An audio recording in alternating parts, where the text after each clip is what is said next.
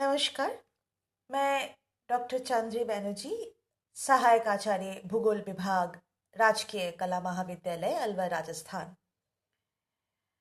अनुप्रयुक्त भूगोल या अप्लाइड ज्योग्राफी की परिभाषा और विषय क्षेत्र के अंतर्गत मैंने इससे पहले अनुप्रयुक्त भूगोल की परिभाषा को लेकर विस्तृत में चर्चा की है और उस वीडियो का लिंक यहाँ पर डिस्क्रिप्शन बॉक्स में दिया गया है। इस वीडियो में या इस व्याख्यान में मैं चर्चा करूंगी अनुप्रयुक्त भूगोल का विषय क्षेत्र को लेकर। जब मैंने अनुप्रयुक्त भूगोल की परिभाषा की बात की थी तो उसमें मैंने ये बताया कि L Dudley Stamp, L R Singh और माइकल पैसियोन, ये तीन विद्वानों ने अनुप्रयुक्त भूगोल या अप्लाइड ज्योग्राफी की परिभाषा और विषय क्षेत्रों को लेकर महत्वपूर्ण योगदान दिया है। तो जब हम इसकी विषय क्षेत्र की बात करते हैं तो ये हम लोग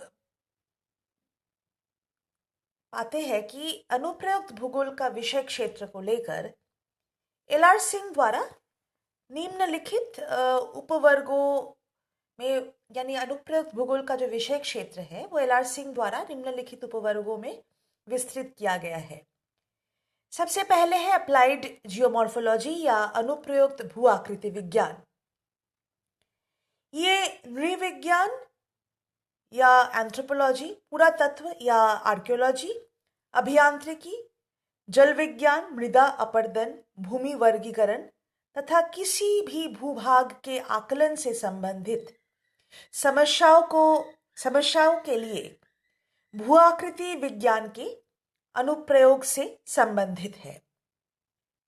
फिर अप्लाइड क्लाइमेटोलॉजी या अनुप्रयुक्त मौसम विज्ञान, इसमें मानव अर्थव्यवस्था और आपदा पूर्वानुमान के विभिन्न क्षेत्रों में अनुसंधान को परिचालित करने के लिए आवश्यक जलवायु आंकड़ों का उपयोग किया जाता है। यानी कि इसमें ऐसे जब भी हम कोई शोध करते हैं या अनुसंधान करते हैं जो कि खास करके मानव अर्थव्यवस्था या आपदा के पूर्वानुमान से संबंधित हो, तो उसमें हम जलवायु आंकड़ों का उपयोग करते हैं।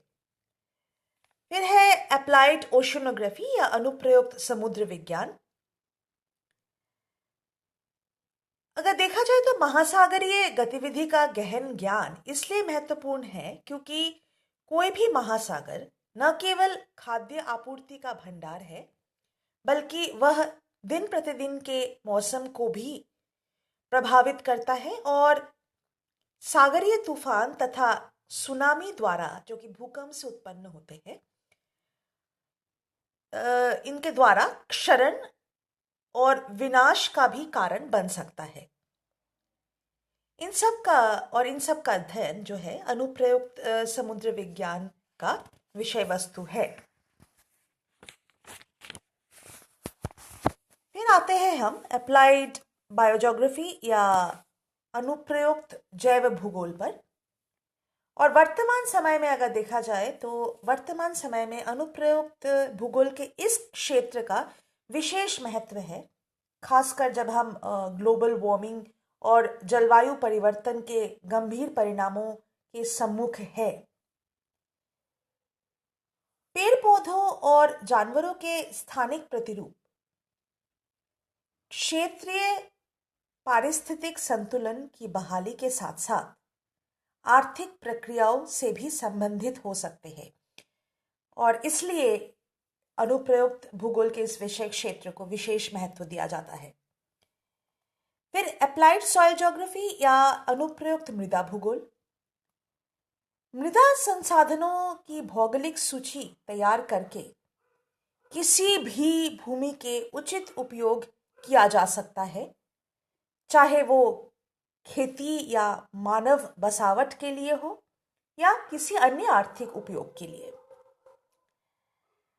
अप्लाइड सेटलमेंट ज्योग्राफी या अनुप्रयुक्त अधिवास भूगोल। किसी भी मानव अधिवास के पास उपलब्ध सुविधाओं का अनुकूलतम उपयोग तथा उन उपयोगों के नियोजन के लिए दिशा निर्देश तैयार करना अनुप्रयुक्त अधिवास भूगोल का विषय क्षेत्र है। मानव अधिवास जैसे कि गांव, कस्बों और महानगरों के प्रतिरूप, उनके आपसी संपर्क और संलग्नता और उनमें स्थानों का उपयुक्त उपयोग नियोजन के दृष्टिकोण से महत्वपूर्ण है। और क्योंकि मानव भौगोलिक अध्ययन का एक केंद्र बिंदु रहा है पर्यावरण के साथ साथ, तो इसीलिए आप समझ सकते हैं कि अधिवास भूगोल या अनुप्रयुक्त अधिवास भूगोल क्यों इतना महत्वपूर्ण है। और इससे ही इसके आसपास ही है अप्लाइड पॉपुलेशन ज्योग्राफी या अनुप्रयुक्त जनसंख्या भूगोल। और इसमें हम किस चीज का अध्ययन करते हैं कि भूमि और उसके संसाधनों पर जनसंख्या के दबाव का प्रभाव और जनसंख्या के सामाजिक तथा राजनीतिक परिणामों का अध्ययन अनुप्रयुक्त जनसंख्या भूगोल का हिस्सा माना जाता है। और यही विषय वस्तु अनुप्रयुक्त जनसंख्या भूगोल का है। फिर है अप्लाइड अर्बन ज्योग्राफी और या अनुप्रयुक्त नगर भूगोल। हालांकि नगर भूगोल अधिवास भूगोल का एक उपशाखा है, फिर भी शहरी प्रतिरूपों, स्थान और बस्तियों पर विशेष ध्यान देने की आवश्यकता इसलिए है क्योंकि ये अनुमान लगाया जा रहा है कि 2050 तक दुनिया की अधिकांश जनसंख्या शहरों में निवास करेगी। इसलिए नगरों को सतत रूप से स्थापित करने के लिए नियोजकों, जनांकीविदों तथा विकास विशेषज्ञों के सहायता की आवश्यकता है। और इन सभी का सम्मिलित कार्य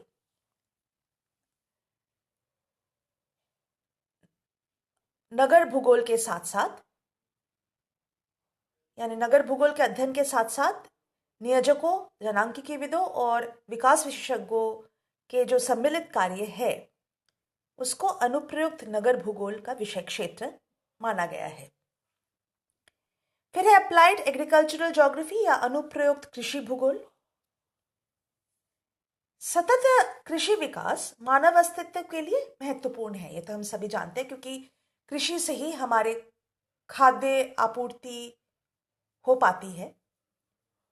इसलिए भूमि का सटीक उपयोग कैसे किया जाए ये भी काफी महत्वपूर्ण है। खाद्य सुरक्षा और भूमि उपयोग के भविष्य, भूजल के प्रदूषण तथा अत्यधिक कीटनाशकों का प्रयोग आदि अनुप्रयुक्त कृषि भूगोल का हिस्सा माना गया है। कृषि के साथ ही आते हैं उद्योग। तो अब हम बात करेंगे अप्लाइड इंडस्ट्रियल ज्योग्राफी या अनुप्रयुक्त औद्योगिक भूगोल के बारे में। औद्योगिक स्थानीकरण, औद्योगिक कॉरिडोर, यानी जैसे आपने देखा होगा राष्ट्रीय राजमार्ग NH8 के दोनों तरफ अगर देखा जाए तो काफी सारे औद्योगिक विकास हुए हैं, तो इसको हम इंडस्ट्रियल कॉरिडोर्स या औद्योगिक कॉरिडोर मान सकते हैं। तथा हाल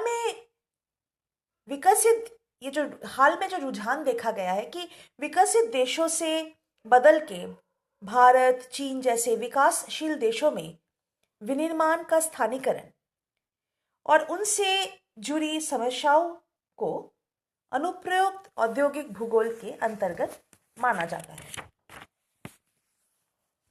अप्लाइड ट्रांसपोर्टेशन ज्योग्राफी या अनुप्रयुक्त यातायात भूगोल। परिवहन नियोजन तथा परिवहन योजना तैयार करने के लिए भौगोलिक ज्ञान का उपयोग किया जाता है। शहरों और आसपास के क्षेत्रों में पारस्परिक संबंध, यातायात प्रवाह, माल भाड़ा, प्रौद्योगिक विकास का यातायात पर प्रभाव आदि अनुप्रयुक्त यातायात भूगोल में सम्मिलित है। फिर अप्लाइड पॉलिटिकल ज्योग्राफी या अनुप्रयुक्त राजनीतिक भूगोल। राजनीतिक और प्रशासनिक इकाइयों का बदलाव साधारणतः भौगोलिक परिस्थितियों से समायोजित होकर ही किया जाता है। कभी कभी देखा गया है पर कि राजनीतिक इकाइयां जो है न केवल सजातीय संस्कृति को विभाजित करती है, जैसे कि आपने देखा होगा पार्टीशन के बाद 1947 में जब पश्चिम बंगाल और बांग्लादेश अलग अलग हो गए।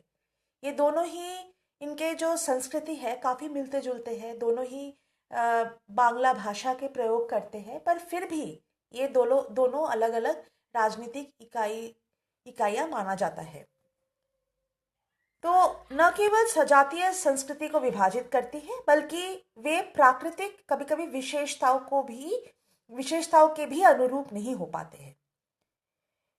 तो इस प्रकार के राजनीतिक भौगोलिक विशेषताओं के स्थानिक विश्लेषण से जुड़ी समस्याओं का अध्ययन अनुप्रयुक्त राजनीतिक भूगोल में किया जाता है। आते हैं हम अप्लाइड मेडिकल ज्योग्राफी या अनुप्रयुक्त चिकित्सा भूगोल में। और ये खास करके इस समय इसलिए महत्वपूर्ण है जब हम मतलब हमारे पूरे दुनिया जो है कोरोना से ग्रसित है। तो कोई भी रोग के प्रसार और वितरण तथा उनके प्रसार को नियंत्रित और सीमित करने के लिए तैयार किए जाने वाले नीतियां अनुप्रयुक्त चिकित्सा भूगोल का हिस्सा है। रोगों के उन्मूलन के लिए चिकित्सा विज्ञान के विकास का अध्ययन तथा किसी भी बीमारी के स्थानिक कालिक विविधताओं का मापन भी अनुप्रयुक्त चिकित्सा भूगोल में शामिल किया जाता है।